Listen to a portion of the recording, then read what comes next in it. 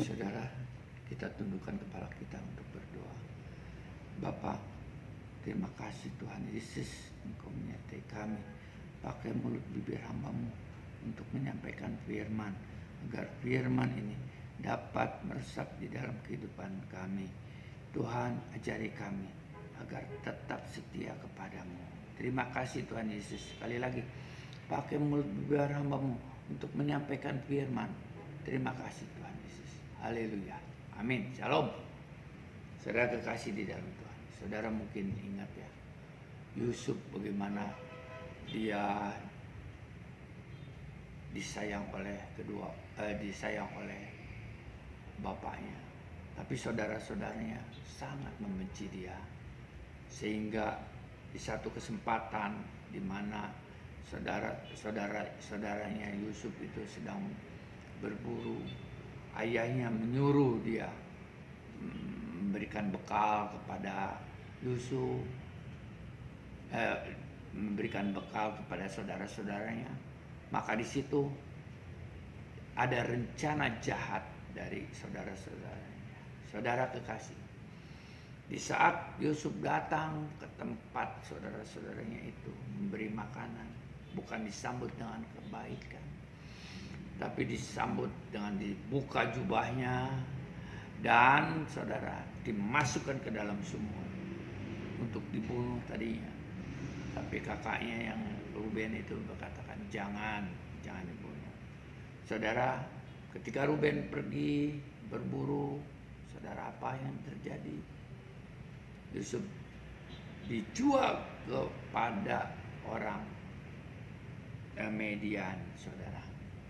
Saudara, lihat betapa kasihannya. Karena disayang orang tuanya, maka timbullah syirik dari antara saudara-saudaranya. Sehingga Yusuf dijual kepada orang Median, orang Ismail. Saudara kekasih, dari dijual itu, saudara Yusuf dijual lagi kepada Potifar. Saudara kekasih di dalam Tuhan, perjalanan dia sangat-sangat sekali menderita.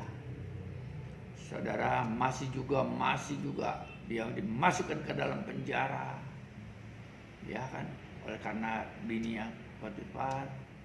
Saudara kekasih di dalam Tuhan, tapi dia tetap masih memuji, membesarkan nama Tuhan. Di saat kita mengalami kesulitan, di saat kita mengalami masalah, kita kadang-kadang menjauh daripada Tuhan. Dan situlah keletakan kesalahan kita. Justru di saat kita mengalami masalah, mari kita dekatkan diri kita kepada Tuhan, agar kita lebih dekat sama Dia dan berseru kepada Tuhan. Seperti Yusuf. Di satu kali, saudara, pelayan dari istana yang dimasukkan penjara, dia bermimpi, saudara, bahwa ya, saudara mungkin sudah baca mimpi itu. Maka setelah mimpi itu dibicarakan kepada Yusuf, maka Yusuf berkata, ingat aku kalau kamu sudah jadi pelayan lagi. Saudara kekasih di dalam Tuhan, kadang-kadang orang ditolong, dia tidak ingat kepada orang yang menolong, saudara. Tapi di sini Yusuf diam saja, ya kan? Satu kali Firaun bermimpi bahwa sapi-sapi yang gemuk dimakan menjadi sapi-sapi yang tengkorak, yang kurus sekali. Saudara kekasih di dalam Tuhan, dari mimpi itulah pelayan istana itu dia ingat bahwa hanya Yusuflah yang bisa menerjemahkan dari mimpi itu. Saudara, kasihan sekali. Setelah dibicarakan kepada Raja Firaun, maka Raja Firaun, saudara, apa? Dia percaya dengan keadaan Yusuf. Aturan 7 tahun kemakmuran 7 tahun kesengsaraan bisa dilewati oleh Raja Firaun. Saudara kekasih di dalam Tuhan, masa kesengsaraan itulah saudara-saudaranya datang kepada Yusuf. Saudara, mereka tidak tahu. Mereka tidak tahu bahwa Yusuf sudah menjadi penguasa di negeri itu. Saudara, di negeri Mesir itu. Saudara. Saudara kekasih di dalam Tuhan. Dikatakan di sini, saudara, si saat saudara-saudaranya datang, Yusuf tuh masih kenal sama saudara-saudaranya. Mungkin berpakaiannya tidak berubah ya, tapi saudara-saudaranya tidak mengenal Yusuf karena pakaian kerajaan mungkin. Saudara kekasih di dalam Tuhan, mereka tidak kenal, tapi di hati Yusuf mereka kenal Yusuf akan saudara-saudaranya. Maka dia tanyakan kepada saudaranya, masih hidupkah ayah kamu? Ya kan? Nah, disitulah letaknya saudara kekasih di dalam Tuhan. Apakah Yusuf masih punya dendam kepada saudara-saudaranya? Tidak, saudara. Dia sangat mengasihi saudara-saudaranya. Ya, saudara kekasih di dalam Tuhan. Dia melihat saudara-saudaranya datang, maka menangislah dia sekeras-kerasnya. Saudara kekasih, kalau saudara baca itu betapa saya pun sedih melihatnya. Dia tidak ada dendam sedikit pun, saudara, kepada saudara-saudaranya yang membuang mereka, yang menyakiti hati mereka, Yusuf, sehingga mereka disengsarakan. Mungkin Yusuf hidup di rumahnya bahagia, tapi setelah dia keluar dibuang oleh saudara-saudaranya, mau tidak mau menjadi budak bangsa Mesir saat itu. Tapi dia tetap tulus, dia bekerja dengan baik, menyembah Tuhan dengan baik, sehingga apa yang terjadi? Saudara, dia dipercaya oleh Raja Firaun. Saudara kekasih dalam Tuhan, lihatlah, kejujuran membawa kita dipercaya sama seseorang. Kalau kita bekerja kepada orang lain, kalau kita jujur, kita akan diangkat oleh dia. Atasan kita melihat, wah kerjanya baik, jujur.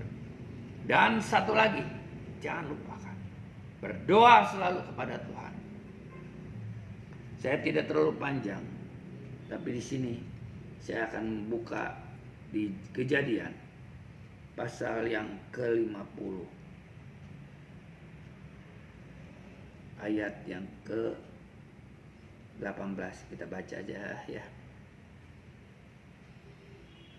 Juga saudara-saudaranya datang sendiri dan sujud di depannya serta berkata, kami datang untuk menjadi budakmu. Bayangkan saudara, yang tadinya dia tidak percaya dengan mimpi Yusuf, sekarang dia sudah mau mengatakan sujud menyembah Yusuf. Dikatakan, saya siap menjadi budakmu. Saudara, tetapi Yusuf berkata kepada mereka, janganlah takut, sebab aku inikah pengganti Allah. Bukan, aku bukan pengganti Allah. Jadi jangan takut, aku juga adik kamu. Ya. Ayat yang 20, memang kamu telah mereka-rekakan yang jahat terhadap aku, tetapi Allah telah mereka-rekakannya untuk kebaikan, dengan maksud melakukan seperti yang terjadi sekarang ini, yakni memelihara hidup suatu bangsa yang besar. Saudara kekasih di dalam Tuhan. Jadi ayat yang terakhir, jadi janganlah takut, aku akan menanggung makananmu dan makanan anak-anakmu juga.